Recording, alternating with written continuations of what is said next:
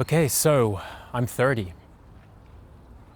Sucks. Born in 1995. What a time. I grew up with the internet, also without the internet. Only generation that's ever gonna experience that, which is crazy. And all of the timeline that I could have been born in, the thousands and tens of thousands of years of things that happened. I was born now, right on the cusp of the internet. Boom. However, it feels like I've lived 1,000 lives because I had a very unique and wild 20s experience. So, let me run you through that. When I was 20 years old, I was working for my dad at Abbey Road Studios, living in London. What a time to be alive. I was going out all the time with my homies. Everyone was still there from after school. I was making all these new friends. I was going to the box. I was just partying my face off, having a blast. At the age of 21, my dad bought me an apartment for £500,000 and he gave me a gold Rolex Daytona.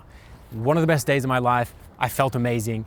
I was just ripping, but I wanted to do something. I wanted to be someone because my dad was someone. So I came up with a plan. Instead of continuing to work for my father, I was going to step out of his shadow and do something lit, which in my mind was making movies because I was basically raised by movies. I've seen thousands of them. It's like my Bible. I needed to be in LA. In my head, I had to go to Los Angeles. I had to get out of London. What was I gonna do to do that? I just sold the apartment that my dad had given me without telling him, which shrouded me in this like immense guilt. But once £500,000 hit my checking account, which at the time was like 700,000 US, I kind of lost my mind. And I was a pretty crazy guy already. At this point, I'm like 22 years old. Hopped on a plane, business class. I checked into the Beverly Hills Hotel, and it was, by all means, it was my intention to make money. And I was gonna be super rich and famous and a movie star. And then I was gonna be like, ha, look, Dad, look what I did. But, you know, that's not how things panned out. I just started spending. I started going to the club, One Oak at the time. It was popping. It was an entirely different place. This is like 2017 LA, by the way, which was an amazing place, completely different from what it is now, way better. As the money started to dwindle, I had this immense feeling of guilt. Wow, my dad's gonna be pissed once he finds out and I've got nothing to show for it. I'm fucked. What am I doing? But instead of snapping out of it, I just kept ignoring my bank account and I kept spending and kept buying designer things that I would lose because I'd be such a fucking junkie and I was just leaving them behind. I'd be buying party favors for everybody. I just let everyone use me and I didn't really care. I just thought it was a great time. And you know what? It was fantastic. It was incredible. I felt like a movie star. I didn't even have to make a movie. 1 year later, I was down to about $50,000 and I've got nothing to show for it except the memories. And I tell you what I learned from that is that money goes very quickly, goes really fast when you're having too much fun. It goes really fast when you're a junkie. It goes really fast when you're trying to live beyond your means. It goes really fast when you're trying to live like you're already a movie star without even becoming a movie star yet. However, I was making a lot of friends and I had come out of my shell because I was quite a shy person growing up, but the money definitely made me a very confident person. And as did being a junkie, it opened my mind. I tell you what, like, people say what they want about drugs, but everyone's an alcoholic anyway, which is the same thing. People smoke cigarettes all day in Paris and all over the world they're smoking cigarettes. That's killing you. At least drugs do something. They open your mind. They make you a little bit crazy. But that is quite helpful for creativity. I will tell you that. Very helpful, and it's very helpful for character building because it built my character and it made me into this idea of what I wanted to be, kind of. I wanted to be what all the other rich people and rich kids weren't. What do they have? They all had money, they all had things, they all can go to parties, they could all do everything, right? They could do anything they want. But what did they not have? They didn't have fame. And that was something that was becoming very apparent at the time. YouTube and Instagram was the new social currency. That was the new currency. It wasn't just about how much money you had, it was who you were, how many followers did you have, and that became very important to me. Then enters Brandon Amato, my best friend. Now Brandon was a YouTuber at the time. He doesn't make YouTube videos anymore. He's now the creative director for Jake Paul, actually. He said he's gonna make a new one soon, by the way. And so I decided, wow, why don't I become a YouTuber, right? That sounds like a great idea because I have a really cool life. I was at the tail end of it and I'd kind of like not filmed it, which would have been sick. So Brandon started teaching me how to make videos. And to be honest, you really have to have a friend to do these kind of things. Like, it's no fun if you don't have a friend. I'm not gonna lie, like there'd be no way to start if you don't have a friend. That was an amazing time. We went to Coachella, we made a bunch of vlogs in the summer, we were ripping. But after about 6 months of making YouTube videos, I was now completely out of money, or I was very close to running out of money, and I had nothing to show for myself. I needed to do something, which is when I came up with Life of a Billionaire's Son. I know, my dad's not a billionaire. He made $300 million selling his company, but it was just for lack of a better name. Like, it's the same shit. Once you're over 100 million, you can do everything you want. You're fucking super ultra wealthy. That video, after 1 week, I already had like 1 million views, and then it just jumped to 2 million. And then everybody on the internet started making videos about it. My life was just like insane. My dreams had come true. I wanted to be famous. I wanted everyone to know who I was, especially in the upper class. And that's what happened. I was super poppin'. I was the first super poppin' rich kid because everybody else was too afraid to talk about it. And all the other people who were actually billionaires or worth hundreds of millions of dollars and all that stuff, their parents were super reserved. They were reserved.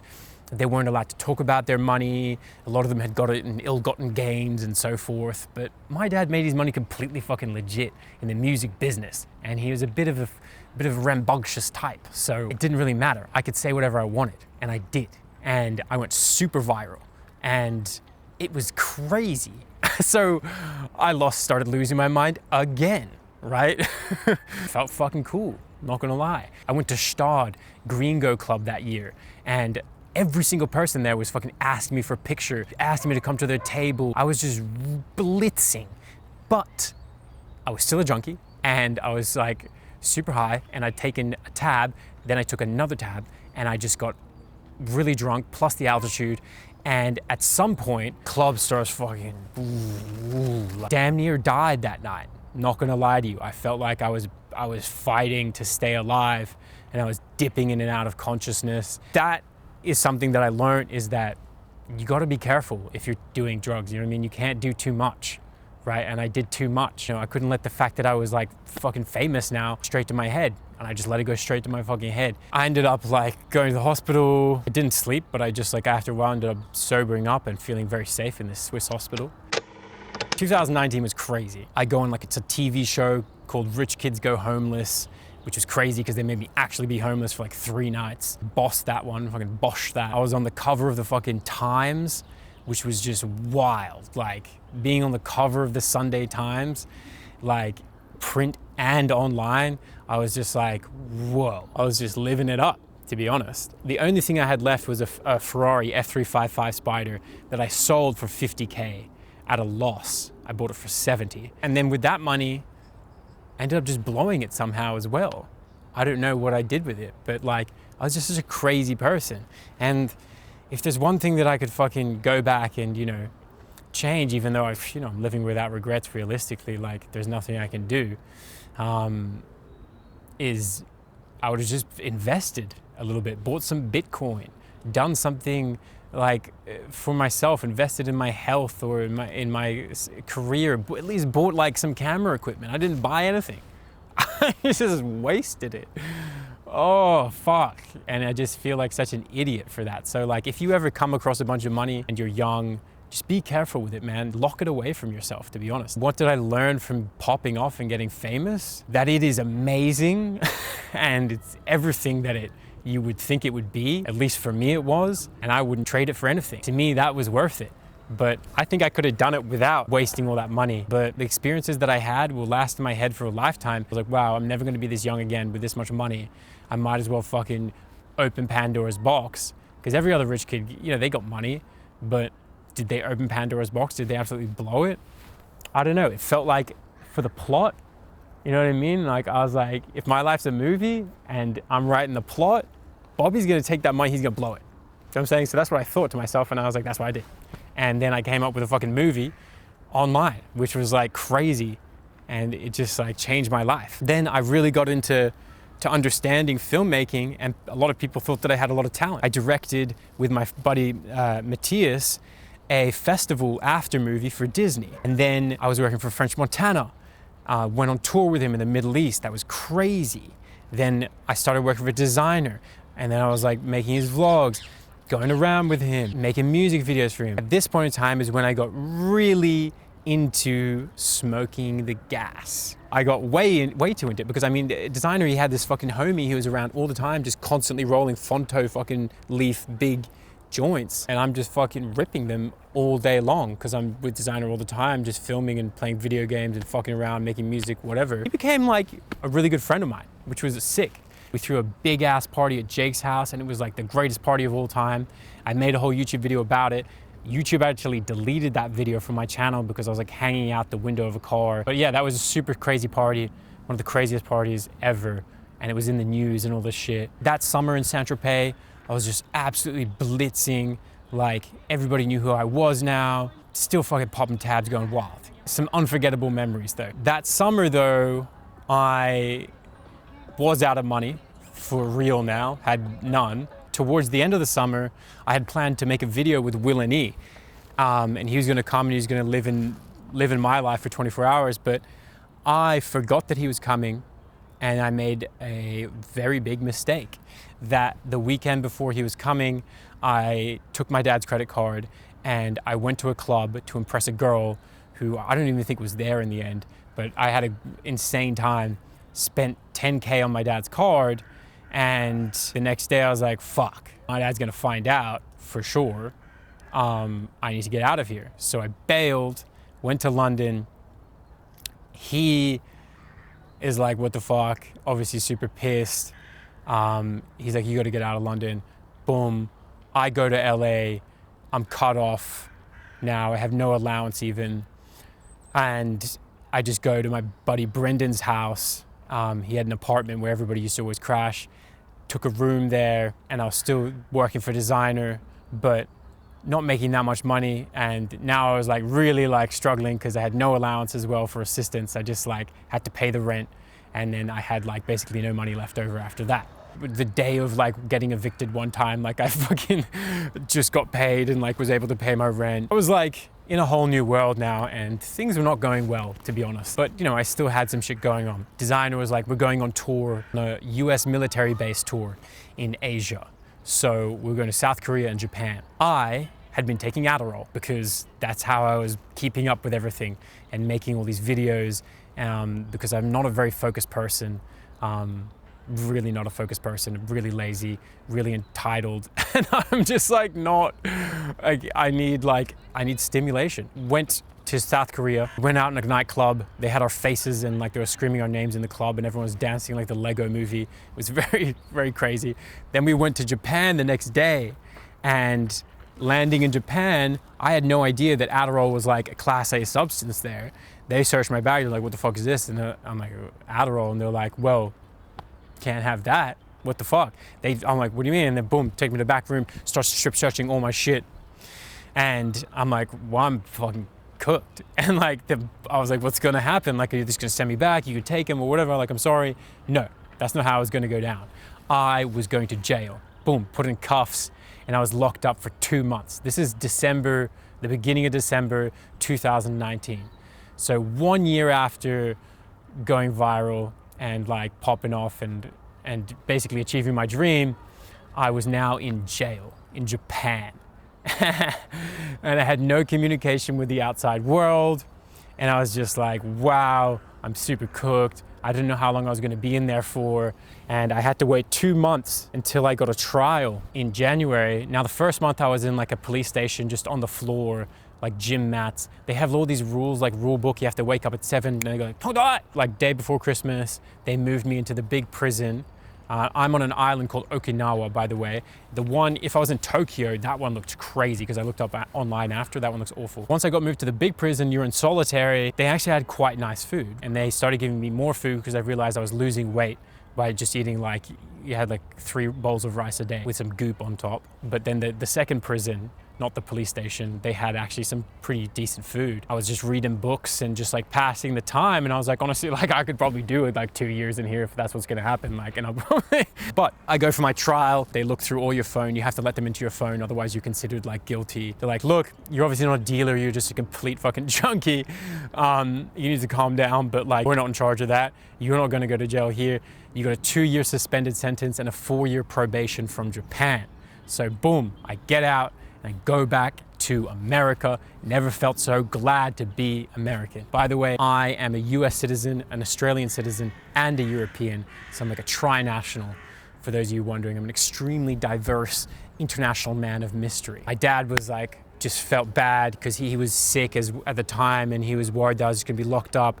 And I think me and him like having this rift, this sort of tension, this battle between each other at the time was sort of over. That's a lesson that I learned, is that you can't be so hard on your parents. I think I was really hard on my parents when I was young, because I was like, oh, my dad was never there for me. So like, I was like, well, if he's gonna give me this money, like I'm gonna spend it, because like he was never there for me. So at least like I should get to have money and like get to do whatever I want, which was to my own demise really. But hey, at the end of that, you know, I think me and my dad, he was worried and I was worried, and we were just like kind of cool again a bit. He turned my allowance back on.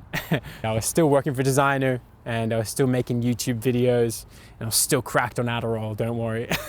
Still am to this day. Love it. Adderall's like game changer. That's one thing I learned from my 20s as well, is that Adderall is a game changer, and it's actually an incredibly useful tool if you don't abuse it. And I've seen people abuse it. You gotta be careful. You don't abuse it. Be careful. Take it in the morning before you eat. You know what I mean? Just a little bit. Let it work, then eat later. I do fasting now, by the way. Like I only do 16-hour fast at least every day. After I go back to Australia and see my dad, I go back to LA, get into an apartment. My mom comes out to visit me and stuff. I'm like, woof, wow, that was a narrow miss. And I wanted to make videos about it, and I tried to like get back to YouTube, but honestly, like that really shot my confidence, that whole experience of like, I was like blasted, bro. Like I felt like I lost a lot of my like confidence after ending up in jail in Japan.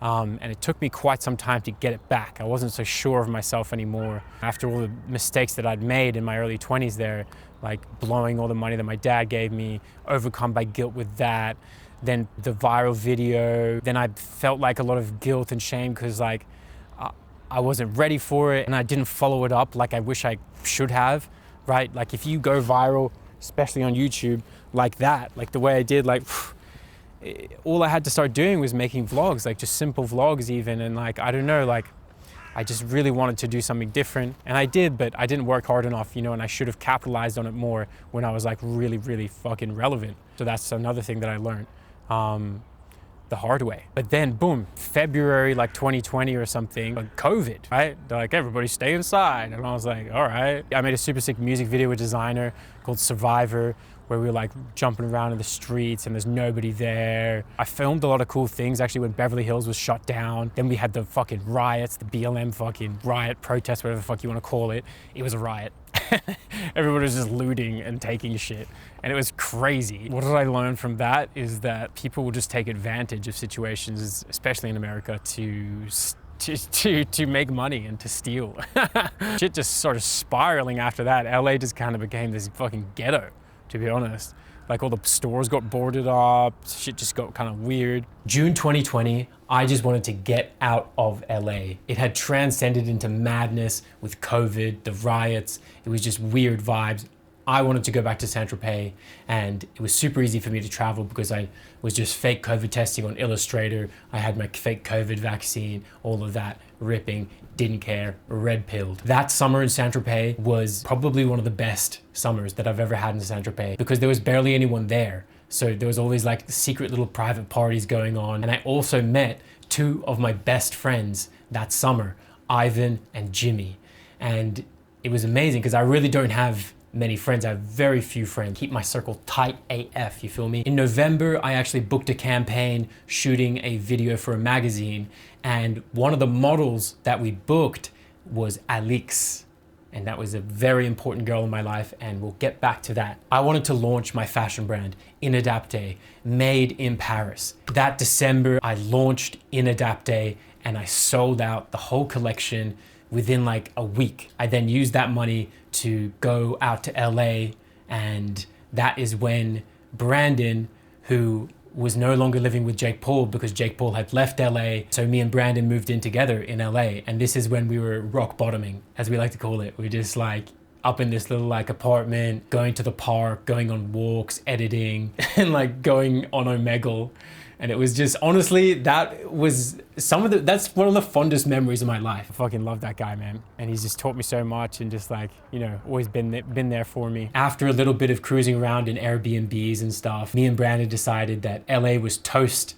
We needed to get out of there. That summer, 2021, I go back to Sanrope, Brandon goes to Pennsylvania, and that is the summer that I invited Alix to come and stay at my house. I knew straight away that I was completely in love with Alix and that I wanted to marry her. And it is the girl that I'm gonna marry. We are actually engaged.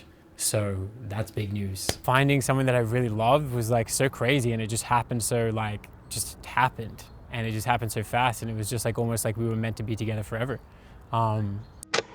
27, I moved to Australia with Alix for 2 years to work at Studios 301. Super iconic studio. It's one of EMI's original recording studios. Me and my sister were brought in to sort of like clean house. After being in Australia for 2 years, I hate Australia. I'm not gonna lie, like I feel so fucking displaced from the world, so slow. People are so unambitious, and there's tall poppy syndrome. Alix also didn't like it in the end either. I mean, the one thing that's great about Australia is like the food. And the supermarkets are fucking sick. But I used this time, I learned DaVinci Resolve. My dad got me a bunch of camera gear, and I really decided to start making videos and film and photography seriously. My main goal in life is to make a feature film. And I've had the idea that I've been dwelling on now for quite some time. And I feel now that I'm turning 30, there's no more excuses. I need to make it. I need to write this shit. Whole idea, I need to formulate it fully and bring it to the connections that I've made in my career, which I have a lot of. I have a lot of friends, I'd say. I think your 20s are for learning and for experiencing and going on adventures and being crazy, because you've got the stamina, you've got the wild tenacity. There was one last summer in Sanrope, my refuge. Every single year of my 20s, I would be coming back to Sanrope, this amazing villa that my dad bought when he sold his company, and it was just like heaven. And it was like, it made me, man. It was like so crazy to go there every summer, because no matter how bad the year was or no matter what happened, I was always going back there, and it just was sick. Just insane, like insane, like ingrained memories into me, core memories vibes. It's crazy, and I got to meet the love of my life there as well. And we were still there together, you know, for 2-3 years going to Sanrope. But this was the last summer because my dad had sold the house. And wow, what a time to be there. I felt great that summer, really did it. I didn't party so much, I just sort of like enjoyed Sanrope, woke up in the morning, you know, was filming, was just doing it, you know what I mean? Just living the Sanrope life. Did a bit of work as well. I shot a music video, I shot the Millionaire campaign, which I just snapped on. I'm blessed, you know what I'm saying? I'm so fucking lucky, it's crazy. Like, I know that I'm lucky, and I think I've learned that more as I got older, how lucky I am and how nobody is really that lucky. And so I need to use my luck to the max, and I need to make a movie, and I need to make the most of my time, right? And I'm starting to realize that now as I'm coming older, that time is fleeting, right? And time goes by so quickly, and now is the time, right? Right now, I need to fucking get to it, I need to get after it, I need to rip, you know what I mean? My 30s need to be legendary. I need to be remembered for 1,000 years, bro. 1,000-year Reich. Nah, but I want to make a fucking sick movie, an iconic shit, bro. Something iconic, bro. And I've got it. I've got it on the tip of my tongue, tip of my fingers. I've been writing. I've got the idea. I ain't gonna tell you nothing about it because I don't want nobody stealing it. I don't want it out there in the universe. My thoughts are kept to myself on that fully. As far as what I learned from my 20s, man, America is the place to be. America's amazing. Europe is like fucking slow. I don't like the mentality here. Think about it, it's just not fostering for like entrepreneurs and growth and social media stuff. They don't really understand it. In America, they understand it. You know what I mean? Another thing I learned from my 20s, you gotta have close friends. Only have close friends. You know what I mean? Don't put up with bullshit from people, like, you know what I mean? And don't spend your 20s taking orders from people. You know what I mean? If you don't feel like you want to do it, fuck it. Out. Get to it. You know what I mean? And that's a rich saying coming from me, I know, because I have a safety net and all that stuff, but I fucking dissolved that safety net, remember? Real quick. And my fucking, by the time I was 23, fucking gone, bro. I fucking spent all my fucking money, got cut off. I made my life way crazier than it needed to be, but you know what? It was for the plot, and that's what it's all about. The only thing that you truly own is your story at the end of the day. So I want to make my story fucking crazy, you know, twists and turns. A great movie is filled with complications. It's not all good. So yeah, the complication now is I need to get out to Miami. I need to be based there. I need to be running Candyland Productions. I'm gonna put out the show reel in a couple weeks. And I'm gonna relaunch In Adapte, my fashion brand. I know exactly how I wanna do that. It's gonna be hand distressed tees, super high quality, pocket tees, super cool designs. Gonna collab with my buddy Max Hembro, sick artist, buddy from mine from Millfield, and just make art. You know what I'm saying? That's what I want to focus on, man. And I'm staying fit, staying healthy. That's probably like the main thing I wish I had looked after more in my 20s was my nutrition. You know, I thought it was fine to eat bad and just fucking pop Adderall and fucking pop pills and not worry about fitness and nutrition. When, to be honest, if I had just focused a lot more on my fitness and my nutrition, I would have been able to do all the drugs and the parties and everything and as well, and probably felt better doing it. And you know, that's what advice I would give you, man. Like, you want to be a fucking rock and roller, just stay healthy. You know what I mean? That's the key to that, man. If you can stay healthy, you lift weights, do 10K steps per day, fucking 16-hour fasts, and just focus on nutrition, because the nutrition in America is so bad, by the way. I mean, I've always understood that from a young age, and I've been raised on organic food, and I still ate reasonably healthy and I cooked my own meals. But the problem is in America is like, even like the meat, there's got hormones in it and antibiotics. Another thing I'd say I learned, man, like life goes by super fast in your 20s and people grow up fast, right? For me, I grew up really slow when I was, that's because I'm a rich kid, right? And I was able to stay a child for longer. Most of my friends, by the time I was like 22, 23, like they were fucking like getting jobs, like I wouldn't see them much anymore. And I don't want the party to ever end. That's what I'm about, man. I don't want the party to end. I hope it doesn't ever have to end. That's why I'm focusing on now on my health and my fitness and my work, my craft, you know what I'm saying, making videos. I'm gonna be back on YouTube heavy now, man. I got a lot of things that I feel like talking about now. Nobody's ever gonna believe that I earn what I do, or I work hard, or I learned my skill to the max and shit. Everyone's gonna be like, oh, you're just a fucking rich kid, and like, you're just a rich kid, and I can never do that, blah, blah, blah. Fine, tell yourself whatever you wanna tell yourself, and I don't really care. I'm just gonna do what I'm gonna do. So you can learn from it, you can fucking take from it what you want, you can be entertained by it. But on Instagram, I don't give people my real self because they don't deserve it. Everybody on Instagram is a troll, and I was born troll. I'm fucking been a troll since a fucking youngin'. You get me? So yeah, man, that's another lesson. Like, don't take life too fucking seriously, bro. Do not. But also do. If that makes sense. Don't take it too seriously, as in, don't take what other people think too seriously. Fuck them. They all fucking suck. Most people suck.